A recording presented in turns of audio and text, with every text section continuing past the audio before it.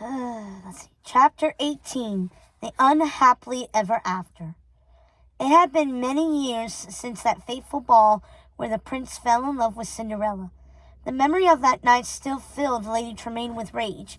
She would never forget the day Cinderella slipped her foot into the glass slipper and was spirited away to the castle to marry her prince as the entire kingdom rejoiced in celebration.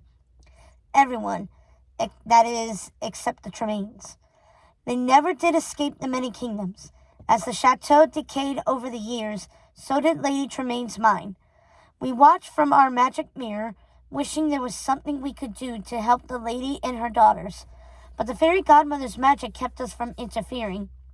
It's not often an antagonist in a fairy tale story lives to see the end of the princess's story, and we knew it must have been a misery for Lady Tremaine to know Cinderella was living a glorious life as the fair and kind queen she became. We had hoped in those early days that we would find a way to help the lady and her daughters, but magic took us down new and unexpected paths. Like everyone else, we forgot about Lady Tremaine, tucked away as she was in a prison fashioned by fairies, locked in Cinderella's childhood home, doomed to become crueler and more gruesome as the years passed. And how could it be otherwise?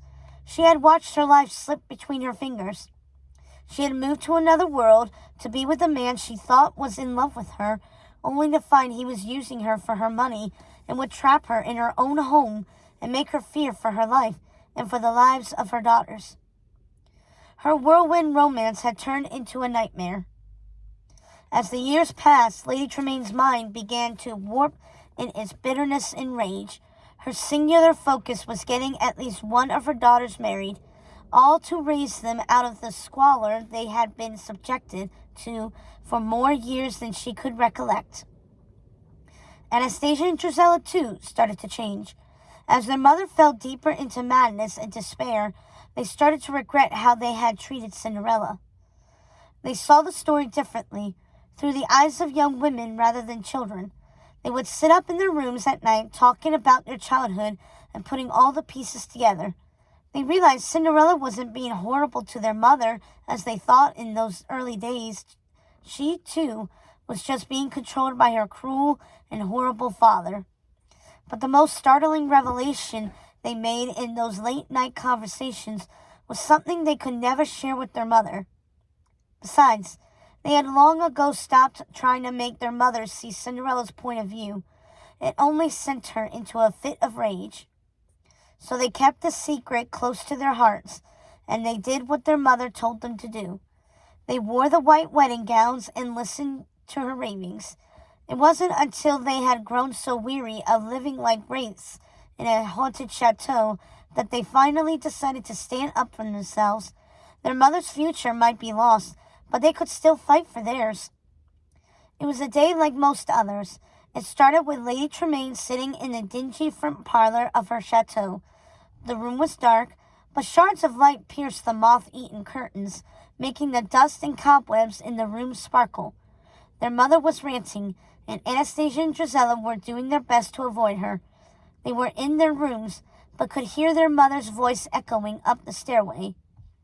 "I've ruined everything. I've ruined my life and the lives of my daughters, all for a man who only had enough love in his heart for his dead wife and his daughter." Lady Tremaine was talking to a plump black and white cat who looked at her lazily as she spoke. "We have been trapped in this house since that horrible Cinderella was spirited off by the prince and made his bride.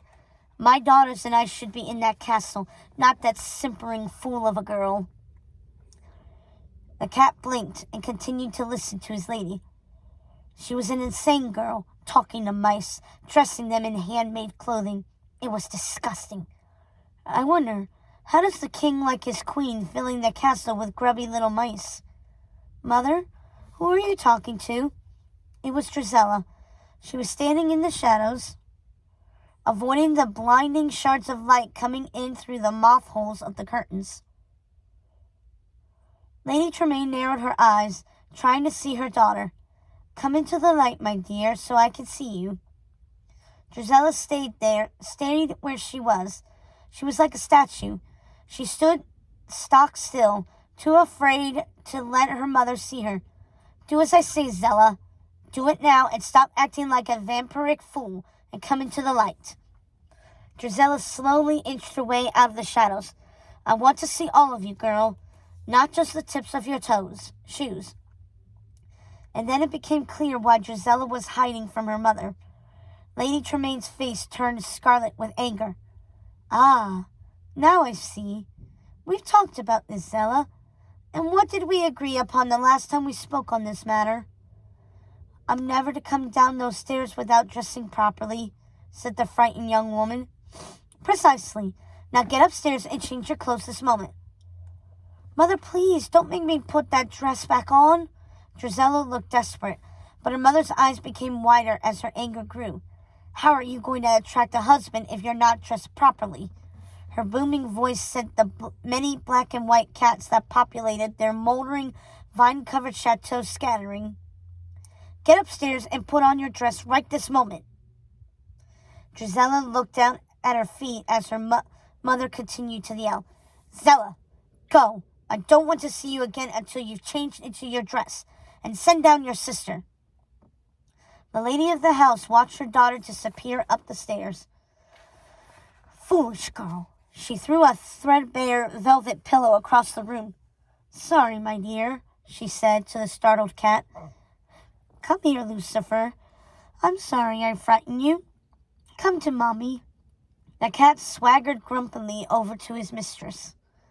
"Don't look at me like that. I said I was sorry. What are we going to do about those girls refusing to wear their best dresses, refusing to find husbands so we can be lifted out of this squalor?" "Mother, are you talking to the cats again?" It was Anastasia. Her ginger ringlets hung long and loose down her shoulders, framing her frightfully pale face and matching her vivid red lip paint. "You remember that isn't Lucifer, don't you? He died many years ago." "How dare you say my sweet baby died? You aren't dead, are you, my dearest?" Lady Tremaine stroked the smug black and white cat, pretending to forget her daughter was there. "Don't listen to that silly girl, Lucifer. You're just fine."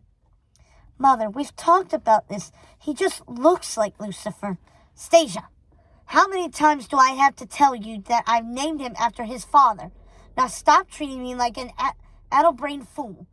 Lady Tremaine's face contorted in rage, but when she finally fixed her gaze on her daughter, the sight of Anastasia in her wedding dress seemed to snap her out of her madness. "Oh, my darling girl, just look at you. You look so beautiful. Stasia, you will be our savior, unlike your horrible sister. Where is she? Zella, get down here this instant." Drizella slowly made her way down the stairs. Her eyes were red and swollen from crying, her black eye makeup smudged. "My God, look at you, Zella. You're beautiful." Lady Tremaine stood up and admired both of her daughters, who now stood side by side in tattered and stained wedding dresses. They looked frightful, pale and sickly, as if their skin never saw the light of day. "Look at my precious girls, like living dolls of perfection." "Mother, you can't be serious." "What do you mean, Zella?"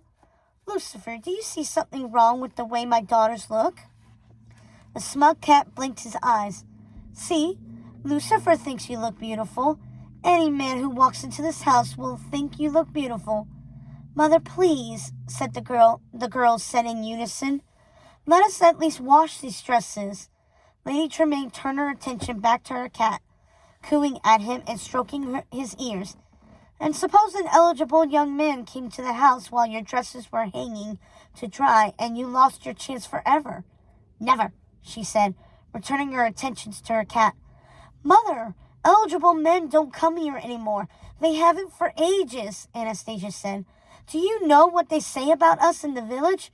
What must Queen Cinderella think each time she hears how you act when the deliveries come from the palace?" Lady Tremaine erupted. Her anger was explosive. "Don't you ever mention that girl's name to me. Never. Do you understand?" She turned her attention back down to the latest Lucifer. "Oh, my handsome man, my only love, my only companion. What will we do with these ungrateful girls? endlessly complaining about the beautiful dresses I bought them when I still had hope they would marry and get us out of this prison. And they defend the horrible Cinderella at every opportunity," said Lady Tremaine, still looking at her cat. "But, Mama, if we were to appeal to Cinderella and tell her how sorry we are for everything we did, maybe she would forgive us and offer her help," said Anastasia. "Yes, Mama, I know she would forgive us. She didn't mean to betray you. I know she didn't. She was just a child. She didn't know what she was doing," added Drizella. Lady Tremaine's head snapped in her daughter's direction. "How dare you defend Cinderella to me? After everything she did, she is the reason we are trapped here. I won't hear her name again. I won't," she said, returning her attention to Lucifer. "Oh, Lucifer, what shall I do with my daughters? I spent the last of our money on those spoiled girls, buying them the most beautiful wedding dresses, and this is how they treat me? What shall I do?" The cat blinked and meowed in reply, and Lady Tremaine cocked her head as if she could understand him. "What's that, Lucifer? Put the little beasts in the cellar again? I think that might just do it. That will teach them to obey their mother." "Mother, no, please. We won't go in the basement again. We won't." Drusilla was crying, her hands shaking with fear. "It's cold and dark down there. I won't do it." "You will do as I say, Drusilla," said Lady Tremaine. "You know the punishment for defending Cinderella." She grabbed Drusilla by the hair, dragging her to the cellar stairs. "You dare defy me? After all I've done for you? You're as bad as Cinderella." She pushed her daughter to the ground and held her there, taking a pair of large scissors out of her pocket. "All you two ever do is talk about Cinderella. Cinderella this and Cinderella that. It wasn't her fault. It was her father's. Oh, Mama, we feel bad for how we treat her." "Well, I'm sick to death of it. I won't hear it any more." Anastasia stood frozen as her mother held down her sister. She wanted to pull her off Drusilla, but she was paralyzed with fear as her mother screamed into her sister's face. "You're useless, the both of you. You have never been able to do anything right. You can't even wear the dresses I bought you." "Oh, Mama, we look horrible. Can't we please take off these dirty dresses?" "If you think you look horrible now, just you wait until I'm finished with you." To Anastasia's horror, Lady Tremaine started hacking away at Drusilla's ringlets. "Traitor," she screeched over and over. You don't think I know your dirty little secrets? The ones you whisper in the dark of night? Do you think I'm a fool? How else would Cinderella have known we were planning to leave if you hadn't told her? You all betrayed me," she bellowed as she hacked off more of her daughter's hair. "Mother, no," said Anastasia as she tried to pull her mother off her sister, but Lady Tremaine swung back at her, slicing her arm with the scissors. Anastasia screamed, recoiling in fear and horror as she watched Drusilla struggling to free herself.